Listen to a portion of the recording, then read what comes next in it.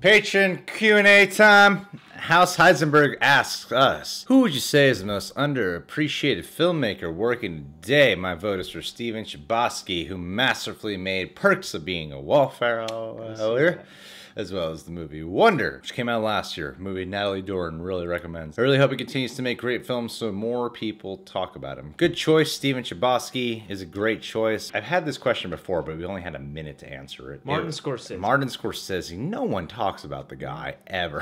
Tarantino. Ryan Coogler. My pick would have to be Spike Jonze.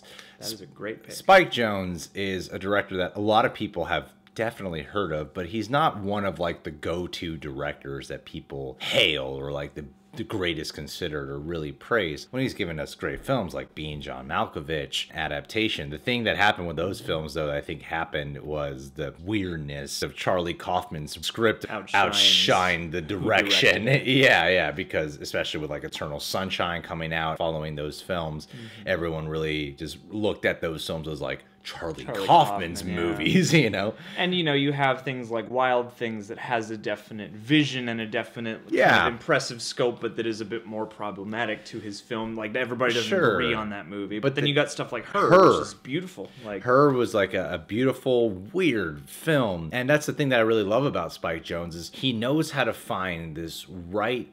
You know, people are always complaining about lack of originality in Hollywood. And Spike Jonze knows how to find this great blend. Charlie Kaufman, he directed one movie. He's directed two movies, but his directorial debut, people were like, a little too Kaufman-y, you know? Give this guy a different director to hold him back a little bit, you know? Yeah. I mean, I know his like follow-up, the one with the puppets, was it Anomalisa? Anomalisa, yeah. Anomalisa, that was a great film. I really dug that movie. Spike Jonze, when it comes to his direction, he knows to find this great balance of something that could be appealing to mainstream audiences, but also give you so much weirdness and absurdity that it's not a turn-off. Sometimes you see these movies that certain audience members, like a John, will appreciate like the super weird. And John can appreciate the super weird more than I can. I usually do. I'm not as strongly gravitated towards it. Spike Jonze finds that right blend of thrills, enticement, backed with just bizarreness. There's a warmth and a vibrance, even if it's a melancholy subject or something. He's got a good grip on that certain level of whimsy that's not too much, but that is quirky enough to kind of make you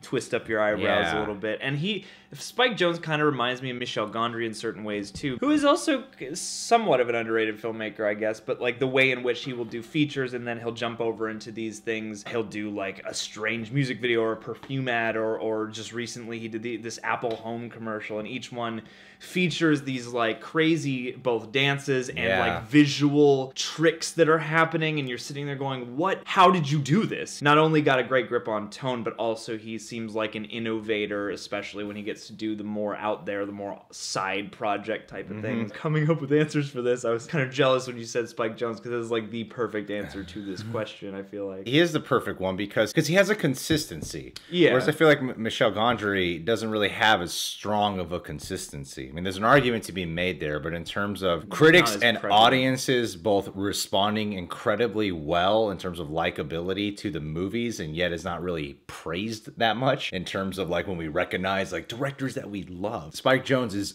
wildly consistent with his films. I came up with a few. I came up with like a list trying to suss this out. And one I thought might be all right was Richard Linklater has a great track record of films, has a really assured grip on filmmaking. And like he's been lauded and stuff. Like I feel like Linklater is like rated. He's like right in the middle. Richard Linklater is a guy who you look through his catalog and there are like tons of really great films. People only kind of talk about a couple of them. But he's made films on multiple levels. He's done experimental films and stuff like Boyhood, where it's like, you know, building a film over a life. Then he'll do stuff like School of Rock, which is equally, you know, lovable and great, but it's, you know, a Jack Black movie. The Before Sunrise, Before Sunset, Before Midnight, those movies are terrific. That's a terrific trilogy through and through that is, you know, both really assured on his end, but also really collaborative. Like he's a director who I feel like more people ought to, you know, bring up or whatever. The other names I had, I kind of, you touched on that, was there aren't enough films. I really like Karin Kusama.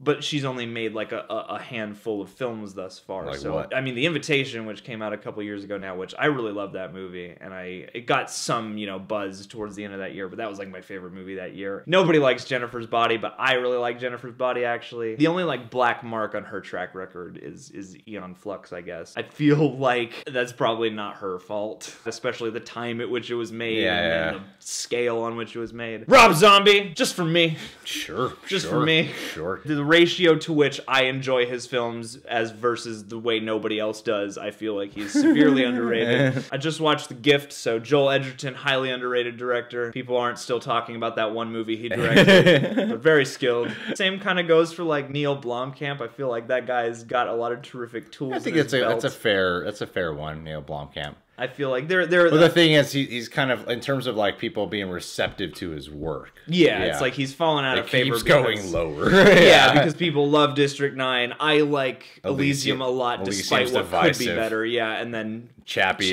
got to be a very specific person to like Chappie. He's kind of claiming his own space with the shorts and stuff now, and I think that's cool. But I always wish he got a little more love. But Spike Jonze, at least for the purest answer to this question, I feel like Spike Jonze or maybe a Richard Linklater are pretty good. Well, thanks for the question, House Heisenberg. Our very first patron ever. We'll never forget that.